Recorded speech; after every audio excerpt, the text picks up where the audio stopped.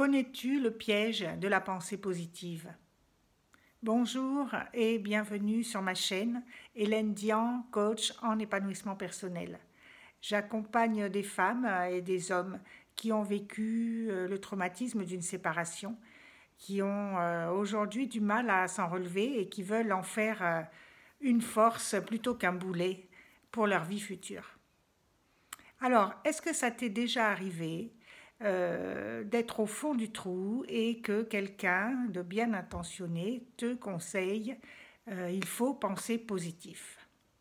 Moi, ça m'est déjà arrivé et j'ai déjà entendu et lu de nombreux conseils disant mais tu vas voir, si tu penses positif, ta vie va changer.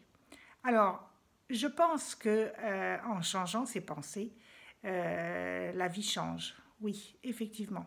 Mais le fait de conseiller comme ça, de penser positif, quand on est au fond du trou, je trouve que c'est d'une violence incroyable parce que la personne qui est au fond du trou, ben, elle ne sait pas du tout comment faire et puis elle aurait qu'une envie, là, c'est juste qu'on reste à côté d'elle, qu'on lui tienne la main et puis qu'on lui dise juste ben, je suis là et qu'on arrête avec tous les conseils d'amis très bien intentionnés mais qui souvent tombent complètement à côté.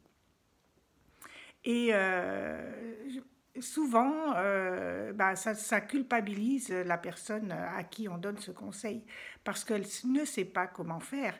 Bah oui, penser positif, bah ok, mais quand tout va mal, quand je suis au plus mal, quand je n'arrive pas à faire face à la vie quotidienne, quand je n'arrive pas à aller au travail, quand j'ai du mal à m'occuper des enfants ou que sais-je, dire allez, il faut sortir, il faut voir des amis, il faut s'occuper de toi et penser positif, eh bien,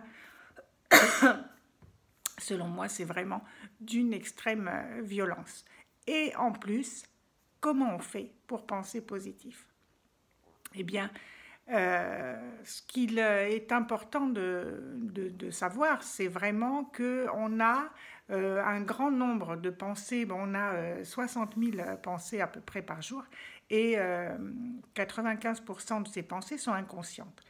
Et on a des pensées sur tout et notamment bien sûr sur soi, sur la situation qu'on est en train de vivre et bien sûr les pensées inconscientes entretiennent le problème, hein, parce qu'on aimerait bien s'en sortir, on aimerait bien sortir du marasme, mais on tourne en boucle, on rumine, etc. Et il y a quand même des pensées que vous avez qui sont sur le devant, on va dire, et dont vous avez conscience.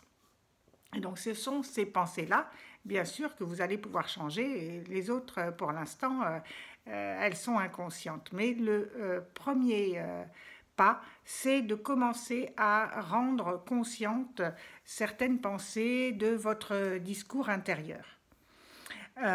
C'est-à-dire tout ce que vous vous dites à longueur de journée, à la fois sur vous, sur la situation, sur les hommes si vous êtes une femme, sur les femmes si vous êtes un homme, que sais-je, sur le monde, sur l'argent, enfin bon, bref, que des pensées qui sont finalement, qui ne vous aident pas à aller mieux et à vivre la vie que vous aimeriez vivre.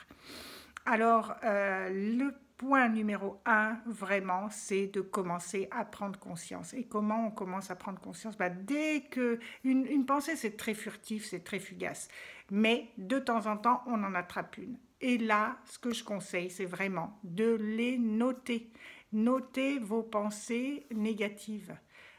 Sinon, vous n'allez pas pouvoir les transformer si vous ne commencez pas à en prendre conscience.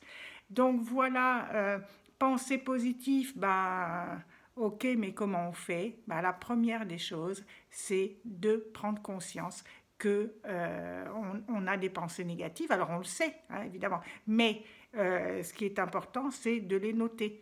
Et en point numéro 2, eh bien, c'est de commencer à transformer cette pensée.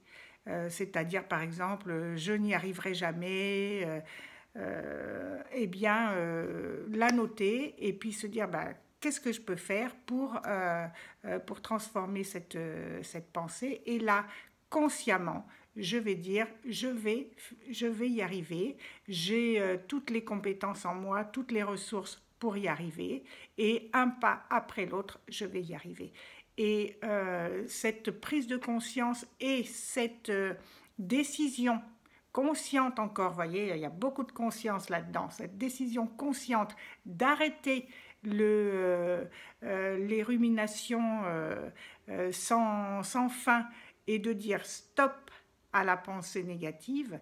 On a plein de pensées qui ne nous veulent pas du bien, mais on n'est pas obligé de croire toutes les pensées qui se présentent à nous et à notre subconscient.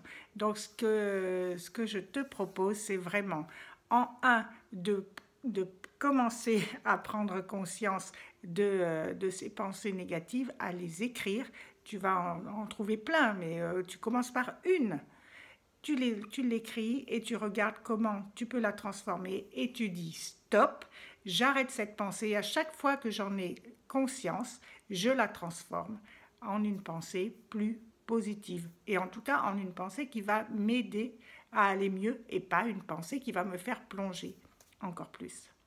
Voilà, j'espère que cette vidéo t'aura rendu service. Tu peux t'abonner, hein, ça m'aide évidemment, et comme ça tu pourras être informé quand je publierai une nouvelle vidéo, pour ne pas manquer cette vidéo. Et puis tu peux aussi, si tu le souhaites, télécharger le kit de survie après une séparation que j'ai rédigé et qui a déjà aidé un certain nombre de personnes. J'espère qu'il t'aidera à toi aussi. Je te dis à bientôt et commence à prendre conscience de tes pensées, et t'en écris une, t'en écris deux, et tu commences à les transformer. À bientôt.